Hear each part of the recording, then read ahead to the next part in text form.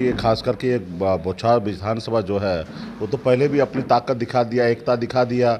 जब 2022 में अपने जो उपचुनाव हुआ था, यहाँ पे अकेले अपनी पार्टी ने 30,000 वोट लाया और महागठबंधन एनडीए ने वहाँ पे 45,000 वोट लाया। तो शक्ति तो पहले ही दिखा दिया कि एकजुटता है निषाद में। सभी वर्ग के लोग अपने अपने अधिकार के लिए लड़ाई लड़ रहे हैं। और जब भारत के संविधान में जब हमें अधिकार मिला है, जब बंगाल में या दिल्ली में निषाद को आरक्षण है, तो बिहार में भी मिलना चाहिए। और ये काम देश के प्रधानमंत्री जी का है करना।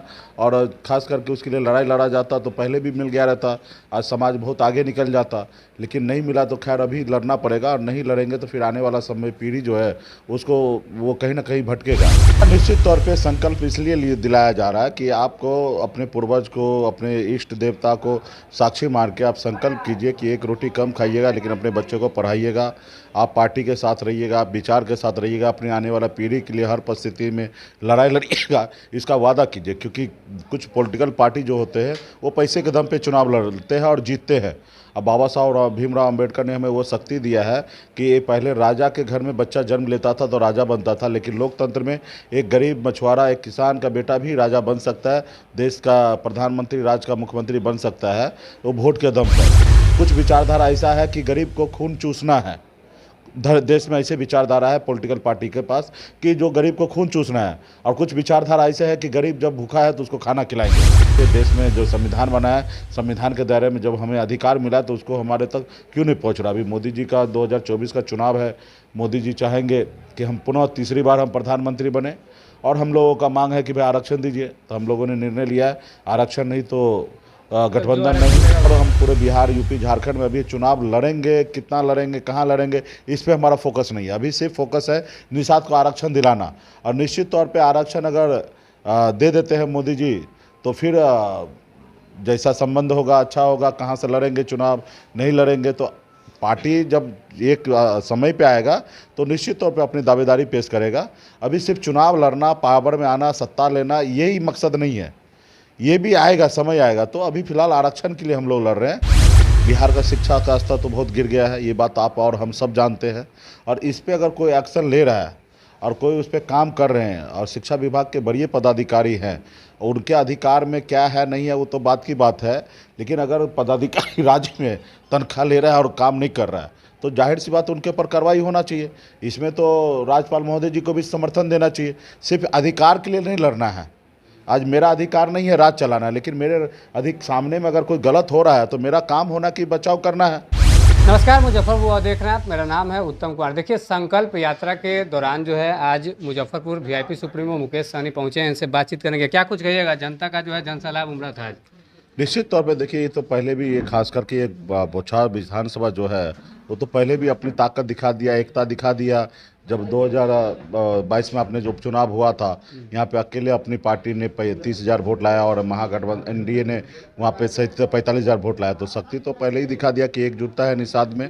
और आज हम लोग निषाद आरक्षण संकल्प यात्रा लेके निकले हैं। ये तकरीबन आज 25वां दिन है और पटना से निकले हैं। और पूरे बिहार, यूपी, झारखंड, 3 राज्य में 101 दिन का ये यात्रा है। 80 जिला हम लोग जाएंगे, समाज के बीच में जाएंगे और आपस में एकजुटता की परिचय देने के लिए, आने वाले समय में आरक्षण की लड़ाई लड़ने के लिए, अपने बच्चे के भविष्य के लिए लड़ाई लड़े, अपने बच्चे को एक रोटी कम खाए लेकिन अपने बच्चे को पढ़ाए, आपस में भाईचारा बनाए रखे। यही सब संदेश लेके लोगों के बीच में जा रहे हैं कि सभी वर्ग के लोग अपने अपने अधिकार के लिए लड़ाई लड़ रहे हैं। और जब भारत के संविधान में जब हमें अधिकार मिला है, जब बंगाल में या दिल्ली में निषाद को आरक्षण है, तो बिहार में भी मिलना चाहिए। और ये काम देश के प्रधानमंत्री जी का है करना।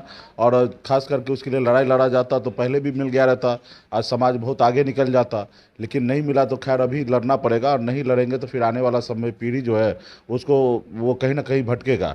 आज भी देखिएगा, संकल्प यात्रा में जो है लोगों को गंगा जल से संकल्प दिलाया जा रहा है। हाँ, निश्चित तौर पे संकल्प इसलिए दिलाया जा रहा है कि आपको अपने पूर्वज को, अपने इष्ट देवता को साक्षी मान के आप संकल्प कीजिए कि एक रोटी कम खाइएगा लेकिन अपने बच्चे को पढ़ाइएगा। आप पार्टी के साथ रहिएगा, आप विचार के साथ रहिएगा, अपनी आने वाला पीढ़ी के लिए हर परिस्थिति में लड़ाई लड़िएगा, इसका वादा कीजिए। क्योंकि कुछ पॉलिटिकल पार्टी जो होते हैं वो पैसे के दम पे चुनाव लड़ते हैं और जीतते हैं। अब बाबा साहब भीमराव अंबेडकर ने हमें वो शक्ति दिया है कि ये पहले राजा के घर में बच्चा जन्म लेता था तो राजा बनता था, लेकिन लोकतंत्र में एक गरीब मछुआरा, एक किसान का बेटा भी राजा बन सकता है, देश का प्रधानमंत्री, राज्य का मुख्यमंत्री बन सकता है, वो वोट के दम पर। लेकिन गरीब, पिछड़ा, दलित ऐसे वर्ग जो है कभी किसी काल कोठली में वोट बेच दिया करता था, और आज भी लोगों को लगता है कि इसको वोट को उसी तरीके से हम खरीदें। तो इसके लिए जागरूक कर रहे हैं कि अपना वोट जो है, अपने बच्चे का भविष्य ना बेचे, अपने वोट के प्रति एकदम गंभीर हो। जो लोगों ने अपने वोट के प्रति गंभीर हुआ, जैसे लालू प्रसाद यादव जी ने दल बनाया, उनके लोगों ने उनको साथ दिया, उनके साथ देने के बाद उस पार्टी को, उस दल को बल मिला, और जब बल मिला तो समाज को बहुत हद तक समस्या का हल हुआ।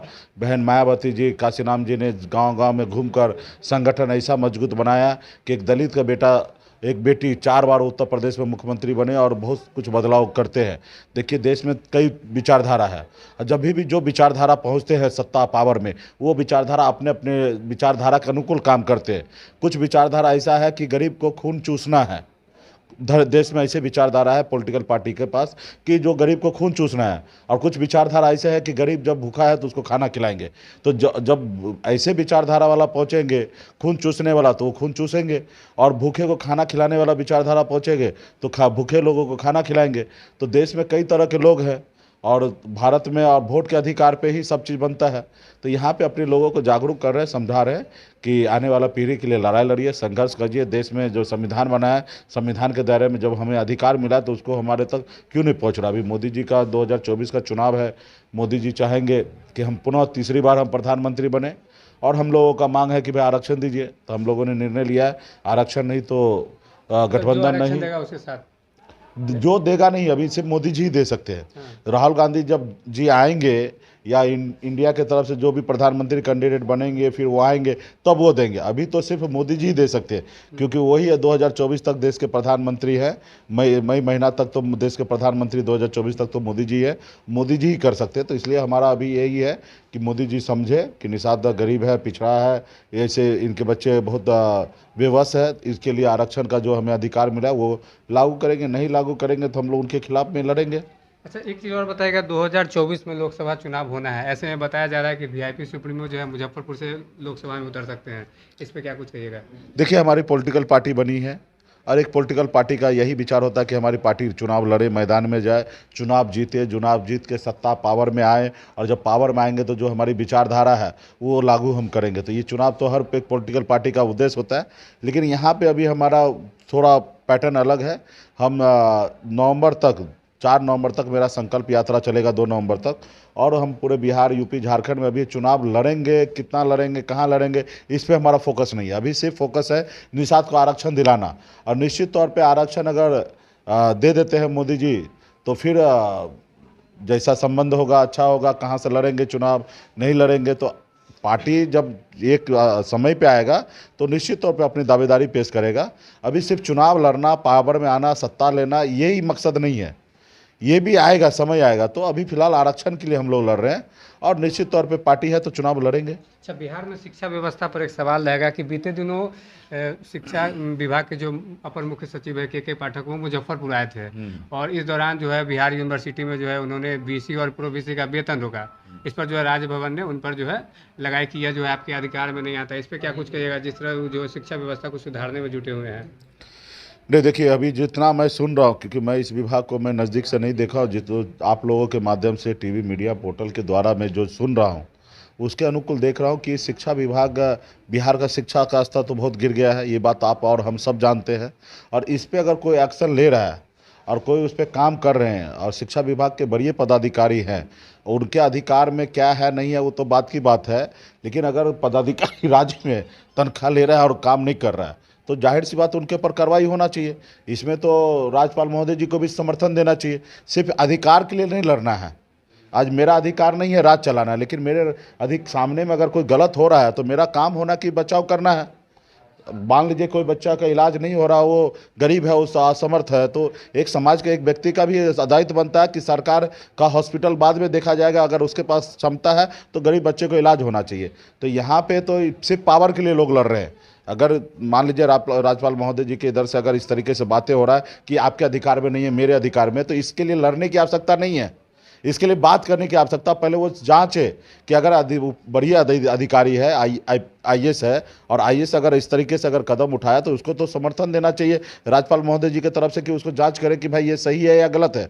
अगर गलत अगर किए होंगे तो फिर वो अपने अनुकूल वो कार्रवाई करेंगे। अगर उनको लगता है कि अधिकारी वहाँ पे शिक्षक है और वो प्रिंसिपल है या जो भी पदाधिकारी है वो सही काम नहीं कर रहे हैं, और उसके बाद अगर ये आईएएस अधिकारी अगर कुछ अगर एक्शन लिया है तो कहीं ना कहीं राज्यपाल महोदय जी का भी सब समर्थन करना चाहिए।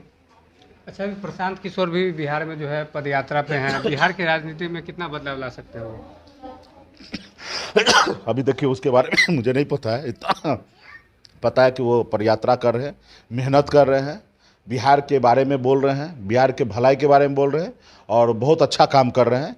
मैं जो भी बिहार के भलाई के बारे में बात करें, बिहार के युवा के बारे में बात करें, बिहार के गरीबी के बारे में बात करें, तो मुझे लगता है वो हर एक इंसान अच्छा होंगे। और मुझे लगता है अगर वो कोशिश कर रहे हैं तो कोशिश करना चाहिए। हर एक बिहारी होने के नाते हर बिहारी का ये दायित्व बनता है कि कोशिश करें, हमसे जितना होगा हम करेंगे, आपसे जितना होगा आप कीजिए, प्रशांत किशोर जी से जितना होगा उतना वो करें।